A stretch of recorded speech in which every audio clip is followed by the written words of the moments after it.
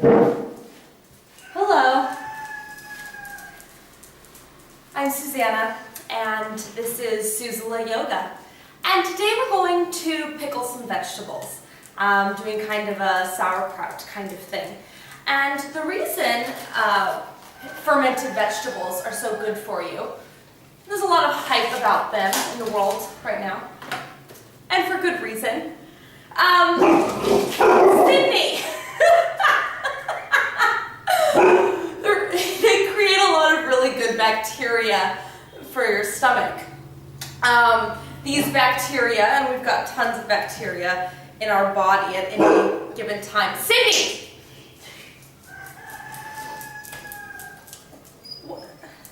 What? So having just this healthy flora and fauna, you don't have to spend so much on acidophilus and all of these probiotics. You can make very beautiful, delicious fermented vegetables in your own home. So I pulled off the top of this cabbage, just all they had at the market today, this green one. Purple cabbage is beautiful. You're going to keep that. Pull off the top there, these big ones. Okay? Just peel these to the side. We'll keep these for later. Oh, so you can see I've been fermenting all week. I'm like really into it right now. In here I've got some beets and cauliflower and carrots. And this one is a little more traditional. Just the green cabbage like we're doing today.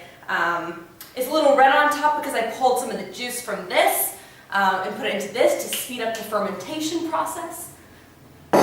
In here I'm making apple cider vinegar. We'll see how that goes. And in here I have kombucha. So those might be another video another day. Anyway, this is my first time doing this, so I mean, figuring out lighting took like a year and a half, and now the lights, natural lights, all gone, and whatever. Okay, so we have pulled off these top leaves here of our cabbage. And then we're going to start cutting our cabbage. And you want to just like slice it,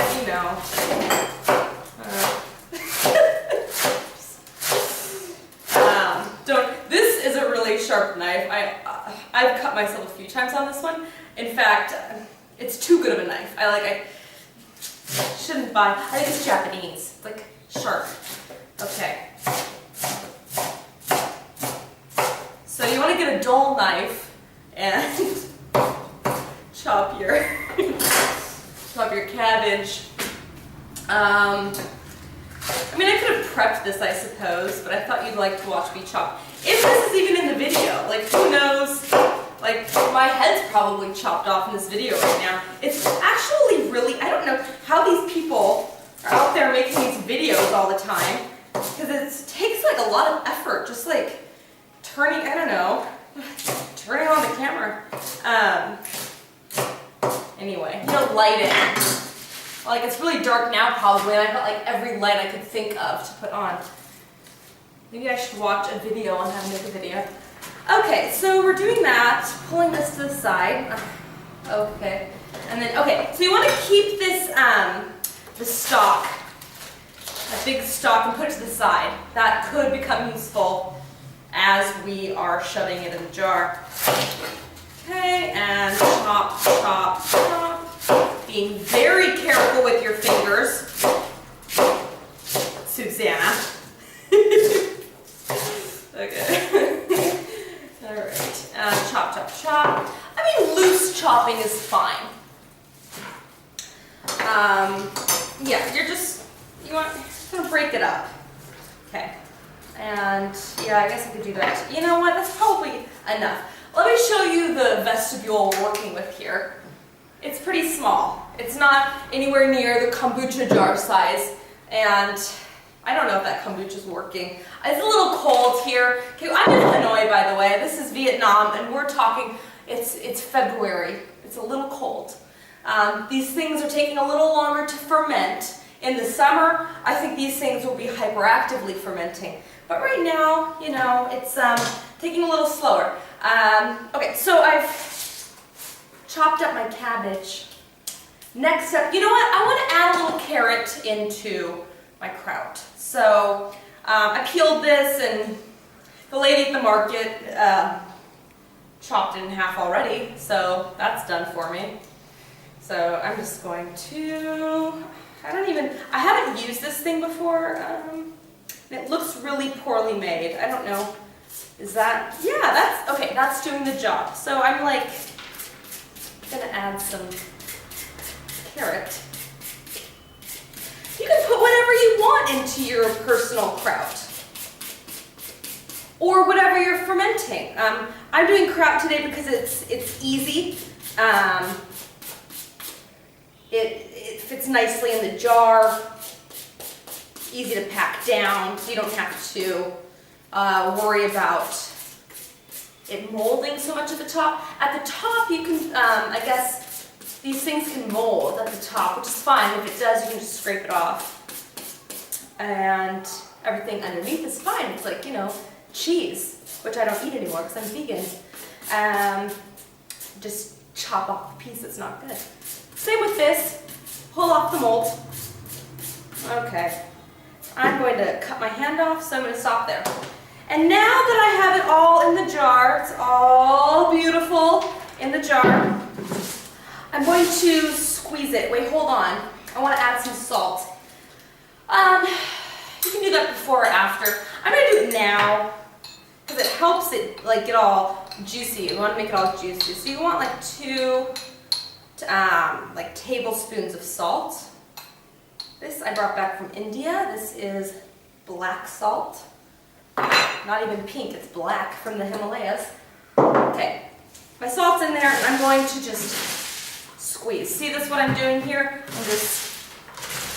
I'm squeezing the vegetables, squeezing the juice out of them. And you want to keep going until it feels really just like wet, and maybe it'll start to feel warm. You're breaking down the membranes of the cabbage and the carrot, breaking down the cell walls, releasing the water. Just keep doing this for a while. Could sing a song. Sydney, what song should I sing? Okay. So what else could you do? Any vegetables good. You don't want to use vegetables that are like going to like disintegrate while they're pickling. So things that are kind of hard already. What are things you don't want to pickle? Potatoes. Don't pickle potatoes. Eggplant, or if you're British, aubergine. Carrots are great. Ginger. There's really good combinations. You can do like ginger, beet, carrot. That's going to be beautiful. I'm going to do that next time. Gotta get some more beets. There's only a few people that sell beets in Hanoi, and they're not close by, so I don't have any more beets today. Okay, so I'm just squeezing, making it juicy. Your hands will be soaking wet when you're done with this. Good. That's what you want. Not quite done. Okay, so other things you can pickle. Yeah. I mentioned carrots already, ginger, garlic, red peppers. What else? People have been pickling for a long time, and to preserve food. In Korea, the Koreans have been burying kimchi to hide it from invaders. You bury the kimchi. You just have to remember where you put it. And it's also, I think, you know, a good way to cool it. Cooling it in the earth, you know. We have refrigerators now, so, and actually the Koreans I know today, they're using refrigerators. They're not burying the kimchi anymore. When I was in middle school, I had an art teacher who used to say, like if we were in trouble, she'd be like, "You're in deep kimchi." But she's gonna go bury us out back. Okay, this is looking pretty good. This is pretty wet. That's what you want. Could even be wetter. But I'm running out of things to say, so let's just call it a day on that. Now we shove it into the vestibule, the container. And you want to pick a container that, I was hoping that shuts like this with a lid,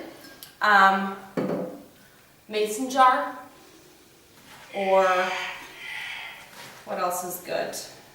They make special like clay pots that are really good. Oh, you know what? I could have used the whole cabbage here because I think I've got space at the top here. That's fine.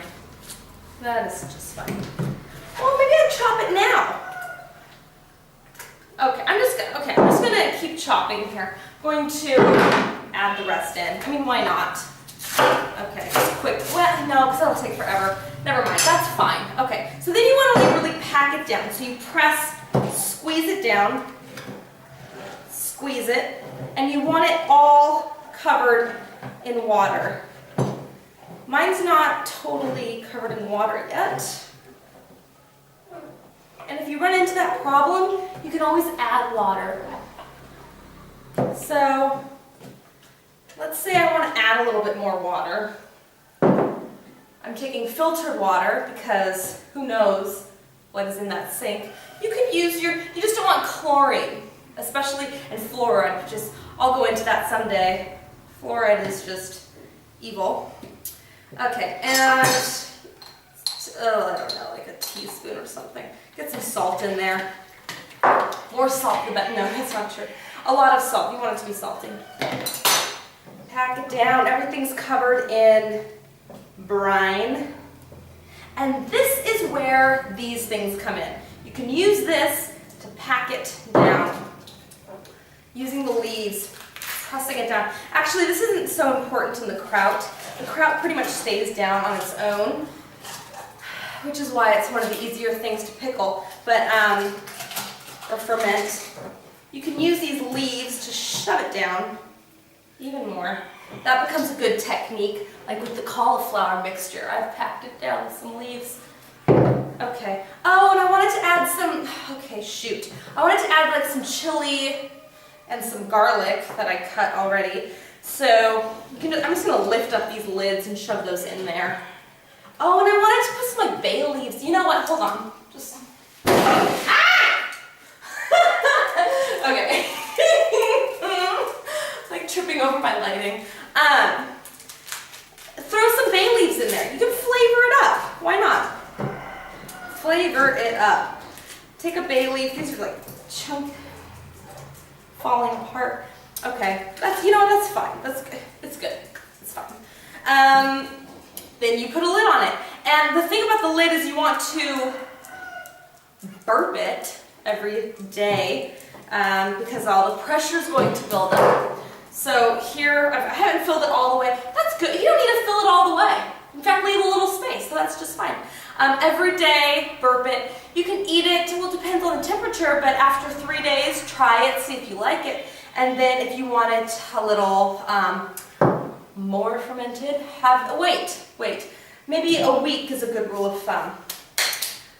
Here's a batch that I made after 4 days. I decided I really wanted to just go for it and eat it because it's delicious. So this is cabbage and red beet, kind of Russian style. And this was after 4 days, and it is so good.